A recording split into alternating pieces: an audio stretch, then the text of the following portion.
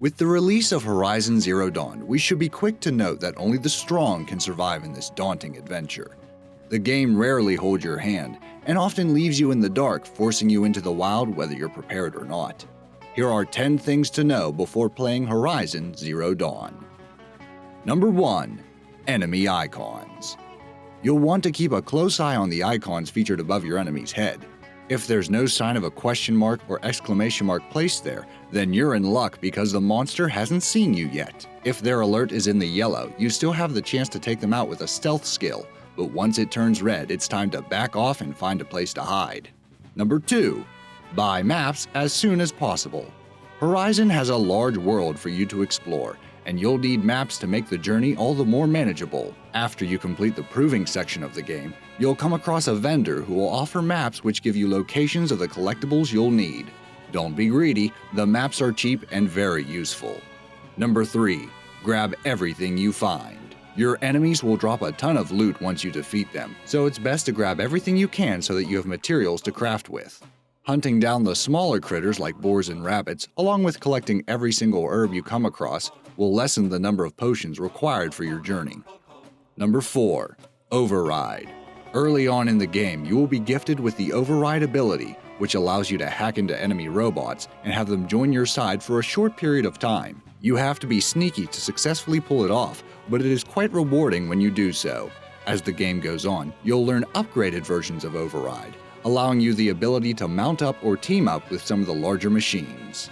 Number 5. Start with Lure and Silent Strike. If you want your starting hours to be fairly easygoing, then make sure Lure and Silent Strike are among the first skills you choose. Silent Strike allows you to sneak up and insta-kill smaller robots, so long as you remain undetected.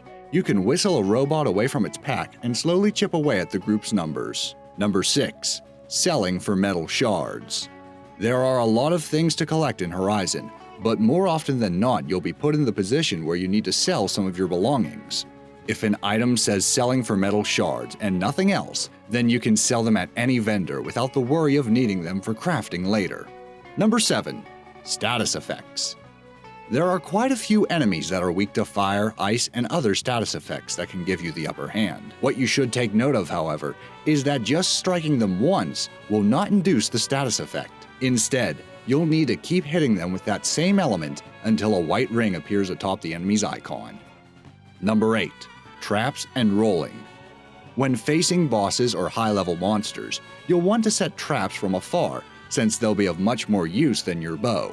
Keep on the move and get used to rolling away from the boss's projectile attacks. Number 9. Tag enemies.